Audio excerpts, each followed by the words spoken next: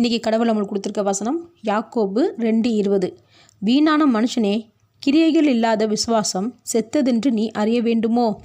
இந்த வசனத்தை கொண்டு கடவுள் நம்மகிட்ட என்ன சொல்கிறது பார்ப்போம். ஸ்தோத்திரம், அல்லேலூயா எல்லாமே நல்லாவே பேசுவோம், பாடுவோம். ஆனால் தேவனுக்குன்னு ஒரு வேலை செய்ய சொன்னால் செய்ய மாட்டோம். நம்ம எல்லாருமே ஒரு விஷயத்தை சிந்திச்சு பார்ப்போம். டெய்லி ஆலயத்தில், மினிஸ்ட்ரீஸில் வேலை இல்லாமல் இருக்கவே இருக்காது. ஊழியம் நடந்துக்கிட்டே தான் இருக்குது. மற்ற எல்லா வேலைகளுக்கும் லீவுன்னு ஒன்று இருக்குது. ஆனால் ஊழியத்துக்கு லீவுன்னு ஒன்று இல்லவே இல்லை.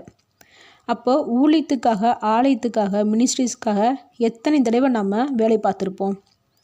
ஆஃபீஸ், மீட்டிங், பிஸ்னஸ், படிப்பு, இப்படி நம்மளோட சொந்த வேலைகளுக்காக ஓடுற ஓட்டத்தை தேவனுக்காக ஓடிருக்கோமா? இல்லவே இல்லை. அப்போது சும்மா கடவுளே கடவுளேன்னு சொல்லி என்ன பிரயோஜனம்? கடவுளே எனக்கு நல்ல வேலையை கொடுங்க, நல்ல மனைவியை கொடுங்க, நல்ல குழந்தைகளை கொடுங்க, அதை கொடுங்க, இதை கொடுங்க, இப்படி நமக்கு தேவையானது எல்லாத்தையுமே கேட்குறோமே. தேவனுக்கு என்ன செய்யணும்னு கேட்குறோமா? அதை வெளிப்படுத்துங்கன்னு கேட்குறோமா? அதுவும் இல்லவே இல்லை. இப்படி நம்மளோட விசுவாசம் செத்ததாக இருந்தால் தேவன் நம்மளை எப்படி நினைப்பார்? அதனால் தேவனுக்குன்னு நம்ம பிரியத்தோட ஆர்வமாக வேலை செய்யும்போது நம்மளோட தேவைகளை நம்ம வேண்டி கொள்ளாமலேயும் நம்ம எதிர்பார்க்குறதுக்கு முன்னாடியே தேவன் நமக்கு அதை கொடுப்பாரு.